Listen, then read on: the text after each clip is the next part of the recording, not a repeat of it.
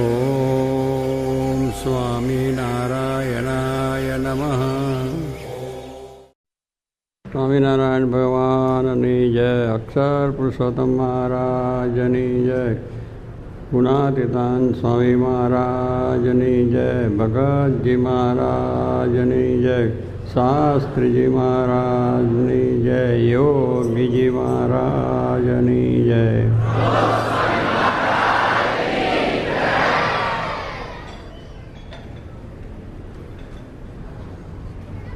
વિવેક સાગર સ્વામીએ આપણને આમ પ્રવાહ એટલો ગંગાનો ચાલે એમ ફૂલ પાવર પ્રવાહ ચાલતો હતો. વાત પણ એવી ખરેખર મુદ્દાની આવી હતી કે મહારાજને બધા વિચારો થયા. આપણે તો કંઈ દુનિયાના વિચાર થાય ને કંઈ કરે, પણ તો મહારાજને તો આ લોકમાં જ આવ્યા હતા અનંત જીવનું કલ્યાણ કરવાને માટે. એમનો વિચાર એવો જ હોય, બધાનું સારું કરવું, ભલું કરવું, બીજું ત્રીજું કરવું. અને એ વિચારની અંદર સર્વને બ્રહ્મરૂપ કરવા છે, અક્ષરધામની પ્રાપ્તિ કરવી છે, બધાને નિર્દોષ બનાવી દેવા છે. આવા બધા વિચારો લઈને આવ્યા, ઉઠાડ્યા અને બધાને બોલાયા. હવે તેડે આપણે પણ બહુ આમ તૈયાર હતા કે જો આ વાત કદાચ થઈ જાય તો આપણું અત્યારે કામ થઈ જાય. કે શું મહારાજને વાત કરવી હતી એ આપણે જાણમાં સાંભળવા તૈયાર હતા ને આપણે બ્રહ્મરૂપ થવા જ આવ્યા છે. એટલે હરિભક્તોને બોલાય એટલે વાત રહી છે, પણ વાંધો નહીં આવે, આવતીકાલે તૈયાર થઈને આવજો પાછા. રાત્રે કોઈ જામ ભૂલી ન જતા, સવારે બીજા કામમાં ભૂલતા નહીં કે આપણે આ વાત છે એને બરાબર ધારવી જ, વિચારવી જ, એટલે પાછું આવશે.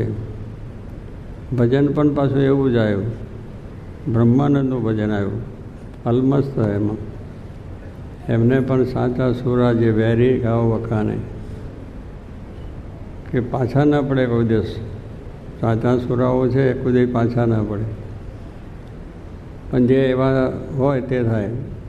અને સાચા જે લડવા માટે લડાઈની યુદ્ધની અંદર જે માણસો જાય એ પહેલાં પોતે પેટ કટારી, એટલે પહેલાં પોતાના પેટમાં કટારી, એટલે મરણિયા થઈને પડે છે ને, કે મરણિયા થઈને લડાઈની અંદર જાય તો પહેલાં મરે, પહેલું મરણ પછી આગળ.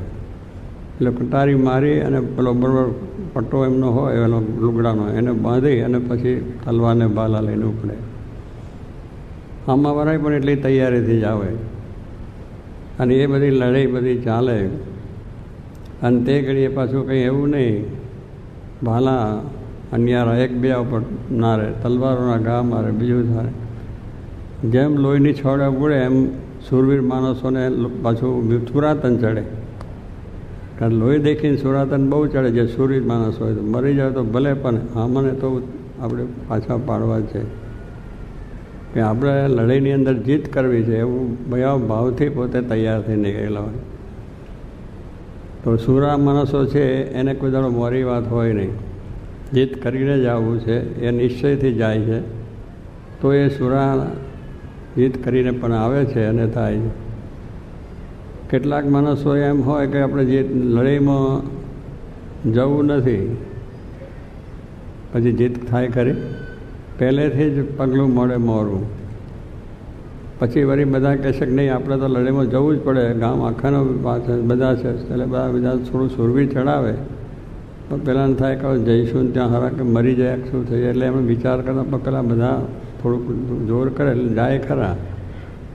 પણ પાછા વિચાર શું કરે કે ત્યાં જઈને મોરચા ઉપર જઈને આપણી ધજા રોપી છે ને આપણે જીત કરવી છે, એ જે પેલા સુરાતનવાળાના જે હોય એવો ભાવ એનામાં ના હોય કે ત્યાં જઈશું, કદાચ આપણું લશ્કર ચડશે, આપણું લશ્કર જો જીતશે તો આપણે જે કંઈ પેલા લોકોનું માલ મિલકત બીજું ત્રીજું હશે એ લઈને ઘર પાછા આવી જઈશું. શું છે, મરવાનો વિચાર નહીં, લૂંટવાનો, લોકોનું લૂંટવાનું થાય છે. તો એ લૂંટવાના વિચારમાં જાય. હવે એ પછી ત્યાં જાય તો શું થાય કે એ પાછા આગળ તો ના જાય, પણ પેલા બધા લડે અને એમાં જે કંઈ પેલા મર્યા ને એનું બધું મિલકત લૂંટાણ થાય. મારી મોરો વિચાર બીજો શું કરે કે જો કદાચ આપણું લશ્કર હાર્યું ને આપણે પકડી જઈએ તો એના દાસ થઈ જઈશું. મુખમાં ઘાસ લઈને સરને, લશ્કર સરને થઈ જાય છે ને, પછી પેલા હામાં પકડી લે. તો એવું થઈ ગયું કે પણ લડવું તો નથી. આ જો એ નમાલા એ કોઈ દાડો જીત કરી શકે નહીં. આ લોકની અંદરની વાત મૂકી છે બ્રહ્માંડ સ્વામીએ કે આ સુરવીરનું કામ છે કે આપણે આ પ્રમાણે જે કોઈ છે ખરા જે મર્દો છે એ પોતે નામના મેળવી છે. એમ ભક્ત થવું ભગવાનનું છે જો કઠણ કામ. એ મહારાજ આ કહે છે કે આપણે ભક્ત થવું છે એ પણ કઠણ કામ છે. ભક્ત કેટલા કહે છે આ ભક્ત થઈ ગયા છે, પણ ભાઈ તું ભક્ત તો થઈ જાય, અહીં આવ્યો તો બેસો ખરો. પણ કહેવાનું શું છે કે એટલે ભક્ત થવું, સંત થવું એ કંઈ સહેજ વાત નથી. એ તો એવા મહાન પુરુષ જ્યારે મળે એના વચનમાં વિશ્વાસ આવે ત્યારે જગત ખોટું થાય, માયામાંથી પાસમાંથી નીકળાય અને આ વાત થાય. જેમ સુર આ માણસો હોય સુરવીરતાથી લડે ને જીત કરીને આવે, એમ જે 500 સંતો મહારાજના નીકળ્યા એ 500 સંતો એ માથું મૂકીને નીકળેલા હતા. બાકી મહારાજના વખતમાં તો દરેકને માર ખાવાનો હતો, ગામોગામ તિરસ્કાર હતો. દરેક માણસ એમને મુંડિયા કહેતા હતા. સ્વામિનારાયણ મુંડિયા, ગામથી બહાર કાઢો, પેસવા જ ના દે, ઉપરથી મારે બધું છે. હવે જે સારા બધા ગ્રાસદારો, સારા કુટુંબના, સારા વિદ્વાન, સારા પંડિત, બ્રહ્માનંદ છે મહાકવિ હતા જેને શિરપાવ રાજા મહારાજો આપે, ગોપાલ સ્વામી મહાન યોગી, યોગ કળાઓને જાણતા, બધી દિશાઓ પડે એવા. પછી નિષ્કુળાનંદ સ્વામી વૈરાગની મૂર્તિ. એટલે કહેવાનું શું છે કે આવા બધા જ્ઞાની અને બહુ સુરવીર રીતે સમજણવાળા હતા અને એક ભગવાન થઈને પૂજાય એવા. પાછા જો એ છૂટા પડે તો એક ભગવાન થઈને પૂજાય એવો એમનો પ્રભાવ, એવું એમનું જ્ઞાન, એવી એમની સમજણ, એવી એમની આવડત હતી. પણ છતાં સ્વામિનારાયણ ભગવાનના દાસ થયા. જુએ છે, જાણે છે કે આમાં કંઈ સુખ નથી. એકડે કંઈ મકાન રહેવા કરવાનું નહોતું, ગઢડા જાય તો નદી માટે રહેવાનું, નહીં પાથરો, નહીં ઓળવાનું, નહીં કશું નહીં. હરિભક્તોની પણ એ દશા હતી, સગવડ નહોતી. તો પણ મહારાજના દર્શન થાય છે અને એમાં જે સુખ છે એવું બીજામાં નથી એમ માનીને એ બધા દુઃખ વેઠ્યા હતા એમને. સામે ગમે એટલું દુઃખ પાછા આમાં માણસો કેટલાક હોય તો એ પણ પાછા ગામ બહાર તો કાઢે પણ ઉપરથી મારે કરે બીજું. તો એ પણ સહન કર્યું એમને અને એ સહન કરીને આવા સિંધુડા ગાયા. અને એ અંતરશત્રુ માટેની વાત હતી. એ જે લડતા હતા એ કોઈ માણસો સામે નહોતા. જેમ માણસ સામે લડવું એ કઠણ છે, એવું જ અંતરશત્રુ સામે લડવાની વાત. મહારાજના સંતો ભક્તોની જે વાત કરીએ છે, ભક્ત થાય એને આ લોકની ઈચ્છા તો નથી, સંતને કંઈ આ લોકની મમતા બીજું છે નહીં. પણ એને અંતરશત્રુઓ જે છે, કામ, ક્રોધ, લોભ, મોહ, બધા મગરમચ્છ જેવા છે, એને જીતવા બહુ કઠણ છે. એટલે ભક્ત થઈ જવાતું નથી, કંઠી નાખીને તિલક ચાલો કર્યો એટલે. પણ આવી જે આપણી અંતરશત્રુઓ છે એને માટે જીતવાની વાત છે. અને એ જ આપણે સુરવીર થવાનું એની અંદર કે ગમે તેમ કરીને પણ આપણે મહારાજને રાજી કરવા, એમને બ્રહ્મરૂપ કરવા છે. એમને અડધી રાતે વિચાર આવે છે અને ઉઠ્યા છે ને કરવા છે. તો સ્વામી કહેવું પાછું સામે આપણે પણ તૈયારી રાખવાની કે આપણે પણ લડીને જીતીને અંતરશત્રુઓ જીતી લેવા છે. અને ભગવાનને પ્રતાપે જીતા છે એવો વિશ્વાસ તો એ થયા. શાસ્ત્રી મહારાજ પણ આપણે જોયું છે કે અક્ષર પુરુષોત્તમનું જ્ઞાન એ દરેકને થાય એ જ એમનો વિચાર હતો. એમનો માન મોટો કીર્તિ પ્રતિષ્ઠા હતી નહીં. શાસ્ત્રી મહારાજ, જોગી મહારાજ જે આ સંપ્રદાય ચલાવ્યો છે એમાં એમનું શું કહ્યું હતું? પણ એમને એક જ હતું, બસ આ નિષ્ઠા જે ભગતજી થકી થઈ અક્ષરને પુરુષોત્તમની. અને મહારાજ પણ એ જ વાત લઈને આવ્યા હતા અક્ષરધામમાંથી કે અક્ષરરૂપ થઈને પુરુષોત્તમ ગુણાત્યાન સ્વામી બધું લઈને પ્રથમ 71નો છેલ્લો ફકરો છે વચનામતનો, જે માટે આવ્યા હતા. એ વાત શાસ્ત્રી મહારાજે બરાબર દ્રઢ કરી. વિરોધ થયો, એને મારી નાખવાના વિચારો થયા. વડતાલમાં ભઠ્ઠામાં, એટલે રસોડી થતી હોય ભઠ્ઠામાં નાખી દઈને એમનું કરવું. એ કથા વાર્તા કરતા હતા, મરચાંની ધૂળી થાય, પાણીના ઘણા ઢોળાય, બધી ગામડે જાય તો તિરસ્કાર થાય. આ બધી ઉપાધિ સહન કરી પણ એમાં ડગ્યા નહીં. કેટલાક તો કહેતા, અમારા વ્યવસાય વાત કરે છે, માતરના આપણે બારોડ હતા એ જૂના મંદિરના હતા બીજું, અને સ્વામી સાથે ભાવ.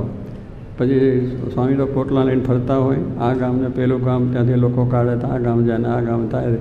ત્યારે એ કહે છે શાસ્ત્રી આમ રખડી જશો ને કશું થશે નહીં, વડતાલ ભેગા થઈ જાઓ. શાસ્ત્રી માગે ભગવાનની ઈચ્છા હશે એમ થશે, અક્ષર પુરુષોત્તમ સાચા છે માટે કંઈ વાંધો નથી. તો કે એટલે કેવું આવી બધી વસ્તુની અંદર પણ સ્વામીએ કોઈ દાડો મોરી વાત નથી કરી કે આ નહીં થાય, એમ થશે જ. જોગી મહારાજનો પણ એવો જ પાવર હતો, ડંકો થશે જાઓ કામ થઈ જશે, પણ એવા અંતરના ઉમળકાથી એમનું જે હતું એ કરતા. તો એ રીતની એ જે એમની વાત હતી, તો આજે અક્ષરને પુરુષોત્તમનો ડંકો વાગ્યો આપણે જોઈએ. એટલે કે એમાં થઈ જાય શાસ્ત્રી મહારાજને 5-7 વિચારા નથી કશું, તો શું થાય વિચાર કરે કે કાંઈ નહીં, અક્ષર પુરુષોત્તમ નહીં સમજત કાંઈ નહીં, આપણે સમજણ થઈ તો આપણું તો થઈ ગયું, બીજાને જે થવાનું હોય તો થશે, એ મોરો વિચાર આવી જાય.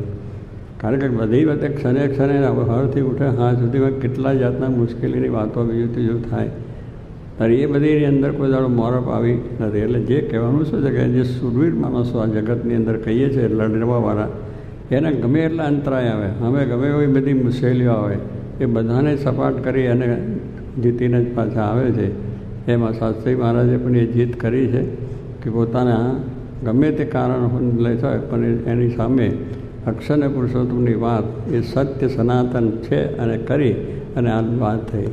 કેના કાં તો દૂત લઈને ભેગા થઈને માનવ પુનાવ મનાવ પ્રમાણેની વાત એ નથી, પણ કહેવાનું આવા શબ્દોની સહનતા, અપમાનની સહનતા બધી ઘણી કરી, તો પણ આ વાત થઈ છે. અને આપણે જોઈએ છે કે જ્ઞાન સાચું હતું અને આ જ્ઞાન થયું છે. શાસ્ત્રી મહારાજ કહેતા કે સાચી દેવળે ઘંટ વાગે, જો અક્ષરને પુરુષોત્તમનું જ્ઞાન સાચું છે તો દુનિયામાંની સૌને ખબર પડશે અને એનું માન્ય કરશે ને પડશે. પણ દેવળની અંદર ઠાકોરજી જ બેઠા ના હોય, આપણા મંદિર કર્યું એમાં ઠાકોરજી ના હોય તો ત્યાં દર્શન કરવા કોઈ જાય ખરું? અને ત્યાં ઘંટને આરતી નગારો વાગે ના વાગે, કારણ કે ઠાકોરજી મૂળ વસ્તુ છે એ નથી, તો ગમે એટલું આરસનું કરીએ તો એ શું કામનું છે. એમ આપણે બીજા ગમે એટલી વાત હોય પણ આપણામાં ભગવાનની નિષ્ઠા સમજણની દ્રઢતા ના હોય તો કામનું શું છે. તો એ રીતે શાસ્ત્રી મહારાજ પોતાને સાચી વાત હતી, સનાતન વાત હતી, વૈદિક હતી અને શાસ્ત્રોક્ત હતી, સંપ્રદાયને પ્રમાણ થાય એવી વસ્તુ હતી. અને એ બધું નક્કી કરીને આ પોતે કર્યું છે. અને એમની સાથે જે સુરવીરો પણ એવા સંતો નીકળ્યા, 5-6 જે નીકળ્યા પણ એ પણ એટલા મરણ્યા થયેલા કે વાત સાચી છે, પણ પાછા પડ્યા નહીં. તો આજે આપણે જોઈએ છે કે કેટલી સરસ વાત થઈ ગઈ. જોગી મહારાજના તો એવા પડાકાન ધડાકાન એટલી વાત કે આમ બસ ડંકો મારવો જ છે, અમદાવાદ રંગાઈ નાખવું છે, સુરત રંગવું છે, મુંબઈ રંગવું છે, બે પરદેશ રંગવા છે.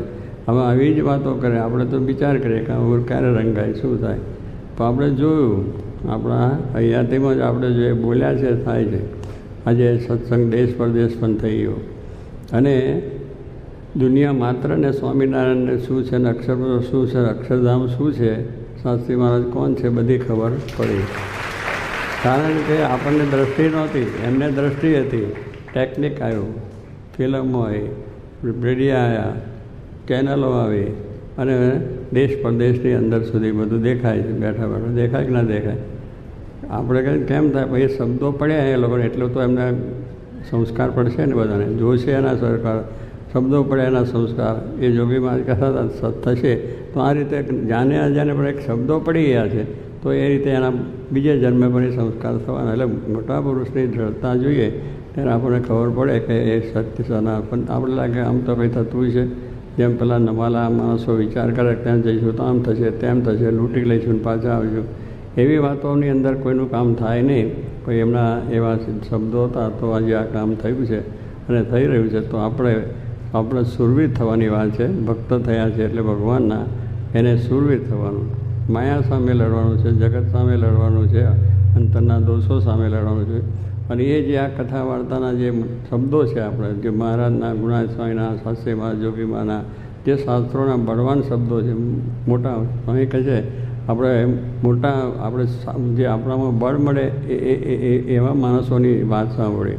પણ જેનાથી બળ ના મળે કે જાય ને કશું થવાનું નથી, ઉલટા પણ પાડી દે. આપણે જરા બળ આવ્યું હોય તો મોડા શબ્દ. એટલે જોગીમાં કે મોડી વાત ક્યારેય કરવી નહીં. શ્રીજી મહારાજે વતનામાં કહ્યું કે ક્યારેય કોઈ પ્રકારની મોડી વાત કરવી નહીં, કુસંગની વાત કરવી નહીં. એટલે કહેવાનું છે એમ એ કહેતા એટલા માટે કે મોડી વાત કરશો તો બધા ઢીલા પડશે, પણ એક માણસ સુરવીર થાય, હજારોને સુરવીર કરે. જે પહેલાં રાજા મહારાજાઓને છે પાટચારણ લોકો શું આમ જ્યારે લડાઈ હોય ત્યારે એમના જે બધા પેલા બોલે મોડામાંથી એ તો પેલા લડાઈની અંદર એટલું બધું સૂર આવી જાય કે બધું લડાઈમાં જીત મેળવી લે.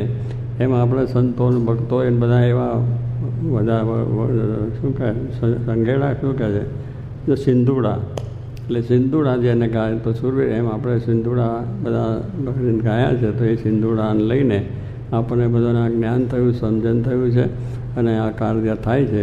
તો મહારાજને જે કંઈ કરવું છે અને એ વાત આવતીકાલે આવશે થવાની છે પણ તૈયારી સાથે આપણે આવવાનું છે આરસ પ્રમાદ ખંખેરીને અને દિન પ્રત્યે આ વાતનો આલો જ પાછો રાખવો, ભૂલી નહીં જવું કે આપણે જે વાત છે એ સાચી છે એમાં વિશ્વાસ જોઈએ.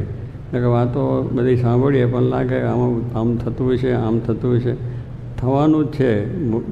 આગળ પુરુષ કોણ છે એની વાત કરવાની કે આપણને એ વાત કરે છે અને એમને કરવું છે એને કરવાના છે પણ નક્કી છે અને આપણે જોયું કે કર્યું છે.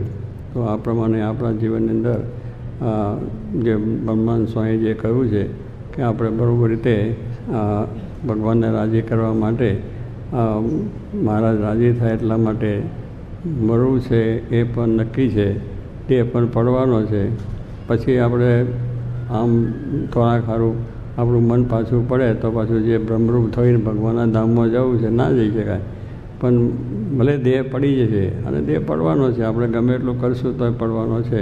પણ ભગવાનને સંત માટે જે આપણે કાર્ય કરવું છે અને એમને રાજી કરવા છે, એમને બ્રહ્મરૂપ કરવા છે તો આપણે પણ થવું છે. શ્રોતાને વક્તાની બેની ઉત્કંઠા જોઈએ તો કામ બરાબર થાય. પેલું લોઢું ટીપે છે ને ત્યારે બે લોણા ગરમ હોય, પેલા લોઢાવાળા ટીપતા હોય ને લુવા લોકો કે બે ભઠ્ઠામાં નાખીને બે લોણા હોય ને તો પછી એને ઉપર મૂકીને પેલા ઘનવાળા એમ ટીપી નાખે એટલું બધું તો બેનો હાથો બરાબર વાગી જાય અને પછી બરાબર પાકું થઈ જાય. તો સ્વામી કહે છે એમ આપણે પણ આ સમૂહને તક આવી છે, મહારાજ આ દુનિયામાં પધાર્યા, સાસરીમાં જોગી મળે સત્સંગ મળ્યો છે તો આપણે પણ લોઢું શું ટેપી લેવાનું છે કે આ માયાનું બીજું ત્રીજું જે મોહ અને મમતા છે એનો ત્યાગ કરી દેવાનું. એવા સંતના સમાગમ એવો કરીએ કે બરાબર આપણું લોઢું ટીપાઈ જાય ને આપણો જીવ બ્રહ્મરૂપ થઈ જાય અને અક્ષરધામો જવાય એવા ઉત્સાહથી કામ થાય છે. તો એ વાતની અંદર આવો જોગ મળ્યો છે. એ સ્વામી કહે છે સમૂહ સાચવી લેવો. શું કહ્યું? સમૂહ સાચવી લેવો. કન્યા પહેણે છે વરરાજા જાય ને પહેણવા પછી ચોરીમાં જાય ત્યારે બ્રાહ્મણ પછી પેલા એને બેસાડે કરે તો સમૂહ સાચવી લેવાની વાત કરે કે હવે સમૂહ વાર્તે સાવધાન. આ તો તમે લગ્ન થયું છે તમને ખબર તો હશે જ બધાને. વાંધો નહીં પછી બ્રાહ્મણ બોલ્યો પણ તમે પછી ભૂલી ગયા બધા એટલે એને વાતનો ખ્યાલ નથી રહ્યો. એ બેચારો પહેલેથી કહે છે કે સમૂહ સાચવી લો અને હજુ કંઈક મૂકીને હાલ્યા જાઓ તો સારું શું કરે છે. પણ પેલા છોકરાને શું તાન ચડ્યું છે કે ત્યાં જઈને મનમાં કે લગ્ન જવું છે અને 20 વર્ષની કન્યા ઉપાડીને ઘરે લાવી છે. ગમે એટલા લોકો ટૂંકારા કરે ઉકારા કરે. એની સાસુ પેલી પહોંચવા જાય ને જ્યારે છોકરો જાય પહોંચવા આવ્યા તક નહીં મહેન્દ્ર તારું નામ શું એટલે તેકડે પેલા કોડિયા મૂક્યા હોય છે. ફોટ માટર ઉપર ઊભો હોય અને સાસુ અને ચાંદલો કરે કરે પકે પછી પેલો હલેખણો હોય 4 પછી એને કંઈક જો હજુ સમજી લે આ પૂર્વ દિશા ખુલ્લી છે, આ ઉત્તર દિશા ખુલ્લી છે, પશ્ચિમ ખુલ્લી છે, હજુ ભાગવું હોય તો ભાગ ટકા આમાં પડ્યો તો નીકળવાનો નથી. એ ચેતવે છે બીજા તો એ પેલો કહે છે જેમ ગમે એમ થાય પણ વૈશ્ય કન્યા લઈને જવું છે એમ કરીને કુડી ભાગી નાખે, જવાબ લેવો ચૂરા કરી નાખે પણ જાય પછી એના દેહના ચૂરા થાય કે ના થાય.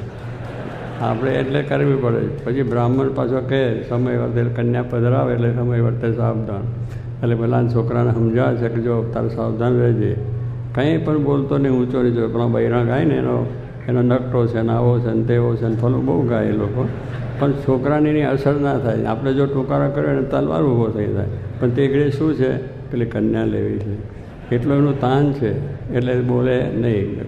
એટલે બૈરા ગાય છે તે છે અને પછી ફેરા ફરી લે અને 1 2 3 4 હજુ કહેજો કે ગમે એમ થાય પણ 5 ફેરા કરીને પણ શું એનું નિશાન શું હતું કે ગમે તે બોલે ચાલે નકર અપમાન સહન કરે એવું ના પણ બધા અપમાન સહન કરીને પણ છેવટે પેલી કન્યા લેવી હતી. તમે ગમે એમ બોલો 20 વર્ષની કન્યા લઈને જવું છે તો એ લગ્નમાં પાર પડી જાય છે. એટલે કેવું એવું જ એને તાન છે એમ આપણે પણ માયા સામે આપણું પણ એવું તાન છે કે આપણે ભગવાનને રાજી કરવા છે, પ્રસન્નતા કરવી છે અને અક્ષરધામમાં જવું છે. સહજાન સ્વામી મહારાજ. સ્વામિનારાયણ હરે. વચનામૃત લોયા પ્રકરણનું 8મું. ઇન્દ્રિયોની ચંચળતા ટાળ્યાનું, પોતાના અંગના શબ્દો ગ્રહણ કર્યાનું. સ્વામિનારાયણ હરે. સંવત 1877 માગશર સુધી પંચમીને દિવસ રાત્રિને સમય શ્રીજી મહારાજ ગામ શ્રી લોયા મધ્યે સુરા ભક્તના દરબારમાં વિરાજમાન હતા અને ધોરો ફેંટો મસ્તકે બાંધ્યો હતો અને ધોરી છીટની ડગલી પહેરી હતી અને ધોરો ખેસ પહેર્યો હતો ને પોતાના મુખારવિંદની આગળ પરમહંસ તથા દેશ દેશના હરિભક્તની સભા ભરાઈને બેઠી હતી. તે સમયને વિશે શ્રીજી મહારાજને મુક્તાનંદ સ્વામીએ પ્રશ્ન પૂછ્યો છે. જે ભોરો હોય તેને તો કોઈ સ્વભાવ દેખીને સંતનો અવગુણ આવે, પણ જે ડાયો હોય તેને સંતનો અવગુણ કેમ આવે છે? ત્યારે શ્રીજી મહારાજ બોલ્યા છે, જે ડાયો હોય તેને પોતામાં જે કોઈ અયોગ્ય સ્વભાવ દેખ્યામાં આવ્યો ને તેની ઉપર પોતે અતિ દોષ બુદ્ધિ રાખીને દ્વેષે સહિત તે સ્વભાવને ટાળ્યાનો દાખલો કરતો હોય અને તે સ્વભાવ ઉપર પોતાને અતિ ખાર હોય અને તેનો તે સ્વભાવ કોઈ બીજા સંતમાં દેખાય ત્યારે તેનો અભાવ આવે છે. અને જે મૂર્ખ હોય તે તો પોતાના સ્વભાવને ટાળે નહીં ને બીજા સંતમાં કાંઈક તે સ્વભાવ દેખે તો તેનો અવગુણ લે છે, તેને મૂર્ખ કહીએ. ત્યાર પછી શ્રીજી મહારાજ નાના નાના પરમહંસને તેડાવીને પોતે પ્રશ્ન શીખવવા લાગ્યા અને પોતે ઉત્તર કરવા લાગ્યા.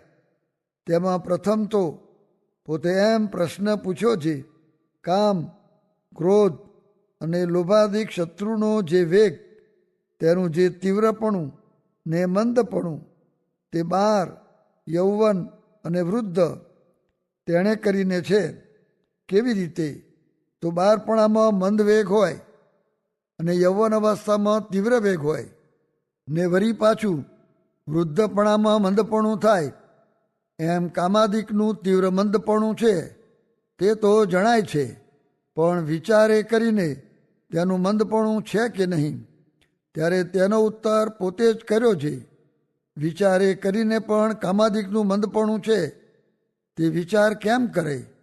તો બાળક અવસ્થામાં મંદપણું છે અને યવન અવસ્થામાં તીવ્રપણું છે ને વૃદ્ધ અવસ્થામાં પાછું મંદપણું છે. તે તો આહારે કરીને છે. જે 12 અવસ્થાને વિશે પણ આહાર થોડો છે, માટે કામ પણ ઓછો છે ને વૃદ્ધ અવસ્થામાં પણ આહાર ઓછો હોય એટલે કામ પણ ઓછો હોય અને યૌવન અવસ્થામાં આહારની વૃદ્ધિ હોય એટલે કામની પણ વૃદ્ધિ હોય.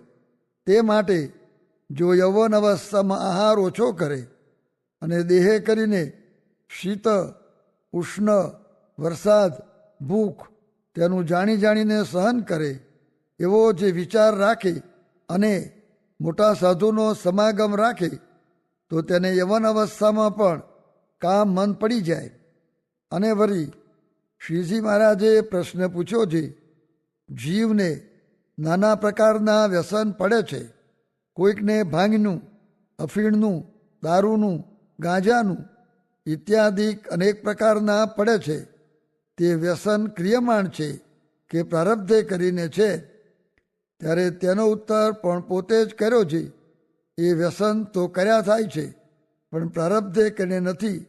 માટે જો એ વ્યસનને ટાળ્યાનો શ્રદ્ધા સહિત આગ્રહ કરે ને શૂરવીરપણું હોય તો તે ટરી જાય, પણ શ્રદ્ધા ન હોય ને ફોશી હોય તેથી એ સ્વભાવ ટરે નહીં.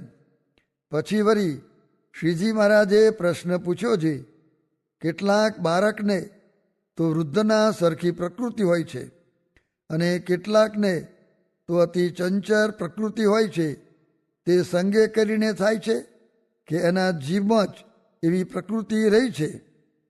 ત્યારે તેનો ઉત્તર પણ પોતે જ કર્યો છે. બહુધા તો સંગે કરીને જ સારી નરસી પ્રકૃતિ થાય છે, અને કેટલાકને પૂર્વકર્મ અનુસારે પણ થાય છે. પછી કપિલેશ્વરાનંદ સ્વામીએ પૂછ્યું છે, હે મહારાજ, પૂર્વનો સ્વભાવ હોય તે કેમ જાણવો, ને હમણાંનો સ્વભાવ હોય તે કેમ જાણવો? ત્યારે શ્રીજી મહારાજે તેનો ઉત્તર કર્યો છે, જે સ્વભાવ હમણાંનો હોય તે તો જુરડા સંતને સંગે રહીને થોડોક તેને ટાળ્યાનો ઉપાય કરે તો ટરી જાય. જેમ વંડી ઉપર તૃણ ગયા હોય તે 5 દાડા મેઘ ન વરસે તો સુકાઈ જાય, તેમ હમણાંનો જે સ્વભાવ તે તો થોડાક દિવસમાં ટરી જાય છે. અને જે પૂર્વનો સ્વભાવ હોય તેને ટાળ્યાનો તો અતિ દાખલો કરે ત્યારે માંડ માંડ ટરે. જેમ ધરતીમાં ધરોનો છોડ હોય અથવા બોરડીના ઝાડ હોય તેને તો ખેડૂત અગ્નિ લગાડીને બારે તો પણ પાછો ફૂટી આવે, ને જો કોદારી લઈને મૂળમાંથી ખોદી નાખે તો જાય. તેમ જે પૂર્વનો સ્વભાવ હોય તેને રૂડા સંતના સમાગમમાં રહીને અતિ પ્રયાસે કરીને ટારે તો માંડ માંડ ટરે.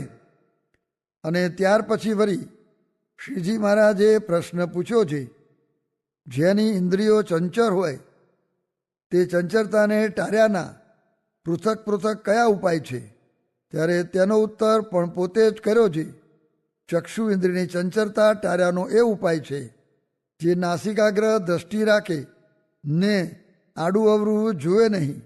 ભણવું હોય તો ભણ્યા કરે તથા ભજન સ્મરણ કર્યા કરે, અને એમ કરતા સ્ત્રીયાદિક દેખાઈ જાય ને અયોગ્ય ઘાટ ન થયો હોય તો પણ નેત્રને ઉઘાડા રાખીને મેષોન્મેષે રહિત કરીને જ્યાં સુધી નેત્ર સારી પેઠે બરે અને આંસુ ચાલે ત્યાં સુધી ઘડી બે ઘડી પર્યંત જોઈ રહે, ત્યારે તેની દ્રષ્ટિ ચંચળ હોય તો પણ વશ થઈ જાય છે. અને નાસિકા ઇન્દ્રિય છે તે કોઈનું શરીર અથવા મુખ કે વસ્ત્ર તે ગંધાતું હોય તેનો ગંધ લે ત્યારે તે ન ગમે, ત્યારે તેનો એમ વિચાર કરે છે, મારો દેહ પણ ઉપરથી સારો છે, પણ માય તો રુધિર, માંસ, હાડકાં છે તથા પેટમાં મર, મૂત્ર, આંતરડા છે. એમ વિચાર કરે તો નાસિકાની ચંચળતા ટરે, અને કાનની ચંચળતા એમ ટરે, જે કોઈ રમૂજ થતી હોય અથવા ભવાઈ થતી હોય તો તેને સાંભળ્યામાં હેત થાય, ને ભગવાનની કથા કીર્તન સાંભળ્યામાં નિદ્રા આવે ત્યારે ઊભા થવું, અને નિદ્રા આરસને ટાળવું, ને ભગવાનની કથા સાંભળ્યામાં શ્રદ્ધા રાખવી, ને હેત રાખવું તો કાન જીતાય. અને ત્વચા ઇન્દ્રિયને એમ જીતે છે, જાણી જાણીને ટાઢ, તડકો, વરસાદ તેને ખમવો, ને ગોધડી હોય તે ઉશીકે મૂકી રાખવી, અને સારી પેઠે ટાળવાય ત્યારે ઓઢવી તથા જ્યાં ત્યાં પડી રહેવું. એમ કરીને ત્વચાને બારી નાખે. એમ કરે તો ત્વચા ઇન્દ્રિયની ચંચળતા ટરે. અને હાથની ચંચળતા એમ ટરે છે, જ્યારે હાથ નવરા હોય ત્યારે હાથમાં મારા રાખીને શ્વાસોશ્વાસે ભગવાનનું નામ લઈને તે મારા ફેરવવી, પણ ઉતાવળી લહર કે મારા ન ફેરવવી. અને કેટલાક એમ કહે છે જે મને કરીને તો નામ વધુ લેવાય, એ વાત ખોટી છે. જેટલા જીભે લેવાય તેટલા જ મને કરીને લેવાય છે. એમ કરે તો હાથની ચંચળતા ટરે, અને પગ ચંચળ હોય તો આસનને જીતવું તો પગ જીતાય, અને શિષ્ણ ચંચળ હોય તો જેમ ઝીણી ખસ હોય કે રાતી દાદર હોય તેને ખંજોરીએ તો લોહી નીકળે ત્યાં સુધી ખરટ ટરે નહીં, અને જો ન ખંજોરીએ તો તે એમને એમ બરી જાય. તેમ શિષ્ણ ઇન્દ્રિયમાં ચર આવે તો પણ તેને હાથે કરીને અડે જ નહીં. અને જો શિષ્ણમાં વાયુ ભરાતો હોય તો આહાર થોડો કરે ને ઉપવાસ કર્યા કરે ને દેહને બરહીન કરી નાખે તો શિષ્ણ જીતાય. અને જીહવા ઇન્દ્રિયને જીતવી હોય તો જે વસ્તુ જીભને ગમતી હોય તે વસ્તુ ના આપવી અને આહાર યુક્ત કરવો તો જીહવાની ચંચળતા ટરે. અને વાણી ચંચર હોય તો એમ ટરે જે મુક્તાનંદ સ્વામી જેવા વાર્તા કરતા હોય તથા કથા વાંચતા હોય તે વચમાં પોતે ડાપણ કરીને બોલવું નહીં. અને જો વચમાં બોલાઈ જાય તો 25 મારા ફેરવવી તો વાણીની ચંચળતા ટરી જાય. અને વળી શ્રીજી મહારાજે પ્રશ્ન પૂછ્યો છે એ સર્વે ઇન્દ્રિયો છે તેમાંથી એકને પરિપક્વ જીતે તો સર્વે ઇન્દ્રિયો જીતાય એવી કઈ ઇન્દ્રિય છે? ત્યારે તેનો ઉત્તર પણ પોતે જ કર્યો છે. એક જીહવાને પરિપક્વ જીતે તો બીજા સર્વે ઇન્દ્રિયો જીતાય છે. ત્યાર પછી વળી શ્રીજી મહારાજે પ્રશ્ન પૂછ્યો છે જે પુરુષને અંતરમાં કામ વ્યાપ્યો હોય તેને બહારથી કેમ જાણીએ જે એને કામ વ્યાપ્યો છે?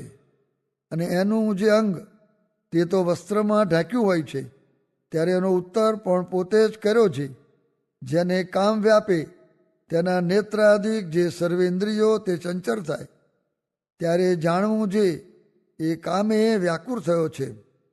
અને વળી શ્રીજી મહારાજે પ્રશ્ન પૂછ્યો છે જેનો ચંચળ સ્વભાવ હોય તેને શાંત થવું અને જેનો શાંત સ્વભાવ હોય તેને ચંચળ થવું તે કયા વિચારે કરીને થાય છે?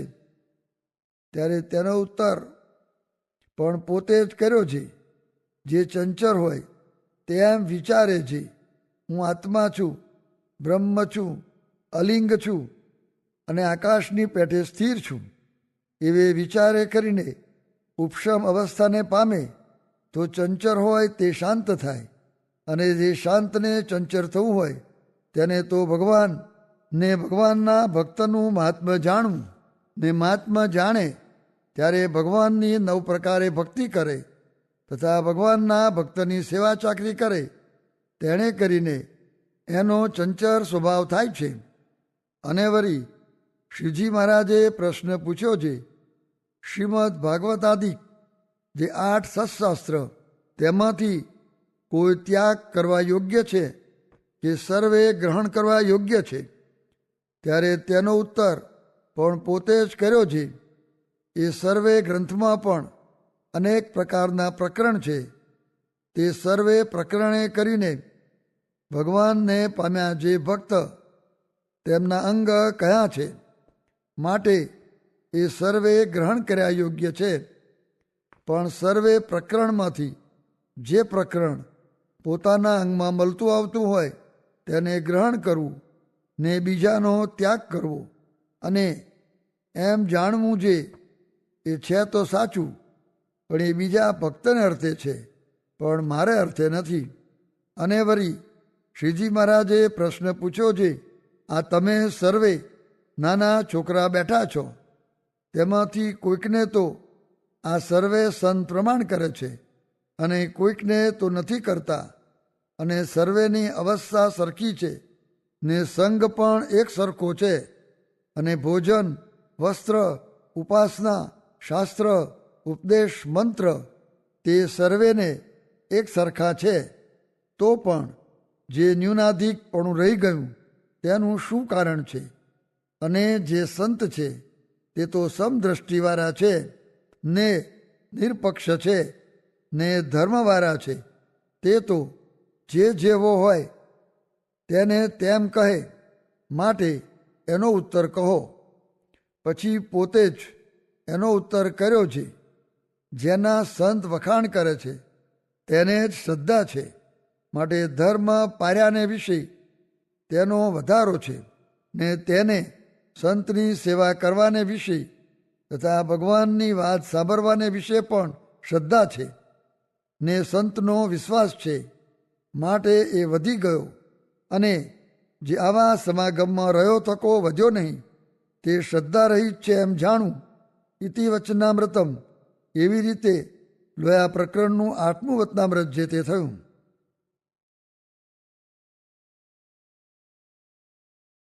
સ્વામિનારાયણ હરે સ્વામીએ વાત કરી જે આપણે તપાસ કરવો જે 1000 રૂપિયા મળે તેનું શું ફળ છે, ને લાખ રૂપિયા મળે તેનું શું ફળ છે, ને કરોડ રૂપિયા મળે તેનું શું ફળ છે. કેમ જે રોટલાથી તો વધારે ખવાતું નથી, માટે તેનો તપાસ કરવો ને પાછા વળવા શીખવું. સ્વામિનારાયણ હરે સ્વામીએ વાત કરી જે મહારાજ ગમે એટલી પ્રવૃત્તિ કરાવતા તો પણ એક પડખે પુસ્તક નિરંતર રાખતા ને હરે હરે કરતા તે આપણને શીખવતા.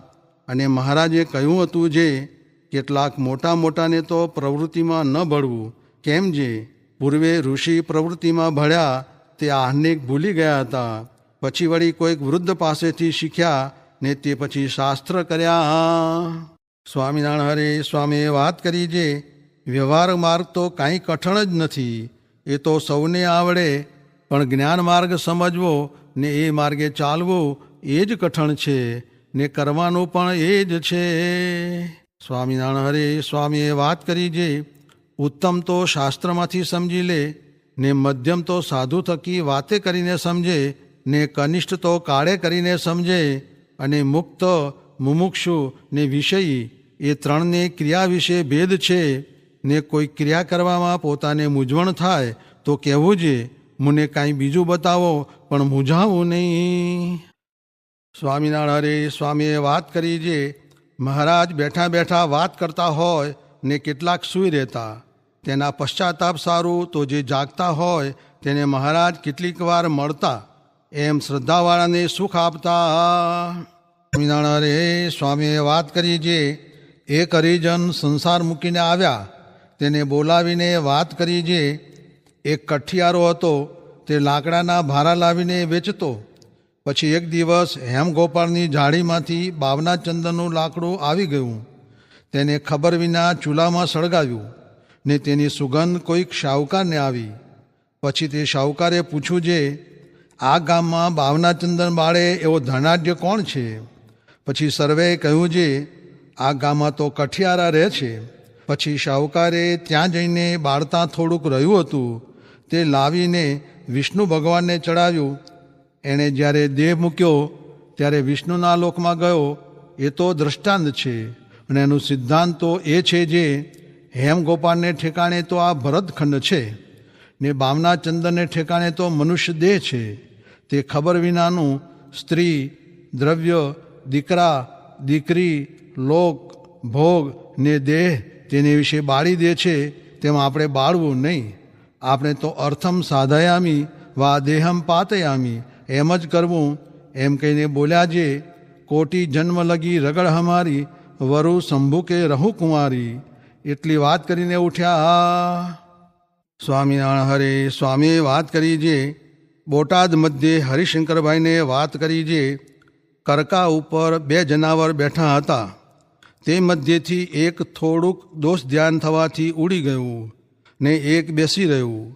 તેને જ્ઞાન થયાથી તથા પોતાની જોડે જનાવર હતું તેના ગુણ લીધાથી ને પોતાના દોષ સમજાણાથી મોક્ષ થયો, ને ઉડી ગયેલા જનાવરને કરકામાં ગુણ ધ્યાન રહ્યાથી જન્મ લેવા પડ્યા. સ્વામિનારાયણ હરે સ્વામીએ વાત કરી જે જેને ભગવાન ભજવા હોય તેનાથી બધાયની મરજી રાખી શકાય નહીં, તેનાથી તો ભગવાનની મરજી સચવાય. સ્વામિનારાયણ હરે સ્વામીએ વાત કરી જે બજારમાં ને પાડોશમાં વિષયના ઢોલ વાગે છે તે સાચવવું, નિકર નાક કપાઈ જશે. ઓલ્યા કેશોદવાળાને 60,000 દંડ ભરવો પડ્યો, તેની 60 બાયડી થઈ. તે એક કરી હોત તો ધર્મ ન લોપાત, માટે ધર્મ લોપે આમ થાય છે. માટે ધર્મ રાખીને પ્રભુ ભજવા. અને મોટો અન્નકૂટ કર્યો ત્યારે ભક્તિ માતાએ પ્રત્યક્ષ દર્શન આપ્યા. ત્યારે બાયું કહે મહારાજ આ ભક્તિ માતા આવ્યા છે. ત્યારે કહે રાખો ને જાઓ કહો જે રહેશો. પછી એમ કહ્યું એટલે કહે હું તો પતિવ્રતા છું, તે જો ધર્મ રાખો તો હું રહું. પછી મહારાજ કહે જો ધર્મ રાખશો તો ભક્તિ રહેશે. માટે આપણે પણ સૌ ત્યાગી ગ્રસ્ત જો ધર્મ રાખશું તો ભક્તિ રહેશે, એમ સિદ્ધાંત છે. સ્વામિનારાયણ હરિ સ્વામીએ વાત કરી છે, માન કામ ક્રોધમાં જીવ ભરાઈ રહ્યો છે, તેણે શું ભગવાન ભજાય છે? ને ગ્રામ્ય વાર્તાનું કહ્યું છે, ગ્રામ્ય વાર્તા 3 જણ હતા તે કરતા. તેને મહારાજ કહે છે, આને આમ પાસે આવા દેશોમાં એ ગ્રામ્ય વાર્તા કરે છે. માટે પ્રયોજન માત્ર વાત કરવી, પણ બીજી રાજાની ને શાહુકારની તે શા સારું કરવી જોઈએ? ભગવાન વિના વાત કરવી ને ભગવાનની સ્મૃતિ વિના ખાવું એ ધૂળ જેવું છે. માટે સાધુનો સમાગમ કરીને કામ દેહાભિમાન ને ક્રોધ એ ટાળવા.